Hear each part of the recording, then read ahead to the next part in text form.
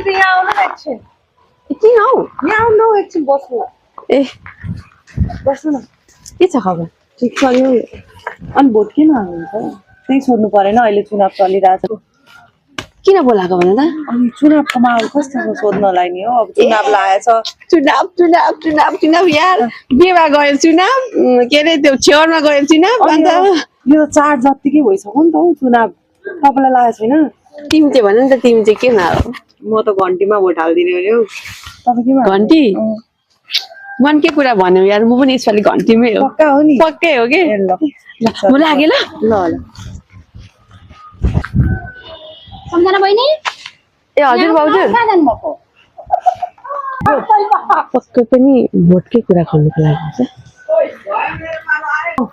किन बोलाउनु भएको अनि चुनाव आइसक्यो अब यसपालि भोट चाहिँ केमा ए भोटको लागि तपाईँ चाहिँ केमा हाल्ने हो त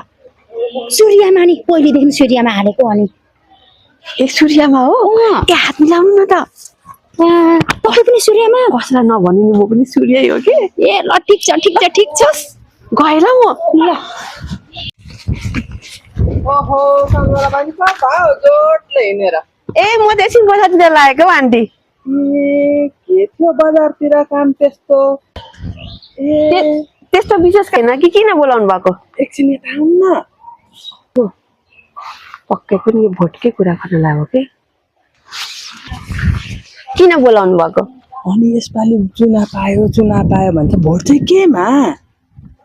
ए त्यसको लागि तपाईँ चाहिँ केमा हाल्नु होला त्यो भन्नु न रुखमा ए कांग्रेस हो त ए कसैलाई पनि नभन्नु है आन्टी म पनि कांग्रेसै हो क्या म लागे ल हुन्छ गए है हुन्छ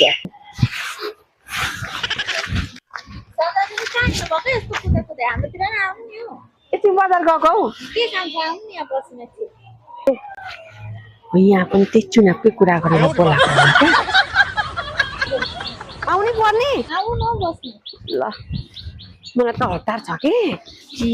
अनि चुनावको लहर चल्दैछ के छ तपाईको चाहिँ विचार केमा भोट हाल्ने यसपालि भोटको कुरा गर्ने तिमी भन न तिमी केमा हाल्छौ म त माओवादीमा ए हँसी हतौडा तपाईँ ए कसैलाई नभन है म पनि त्यही माओवादी हो कि हुन्छ नि किन भन्नु नभन्नु नि फेरि ल ल हाल्नुपर्छ यसपालि चाहिँ ल म लागे ल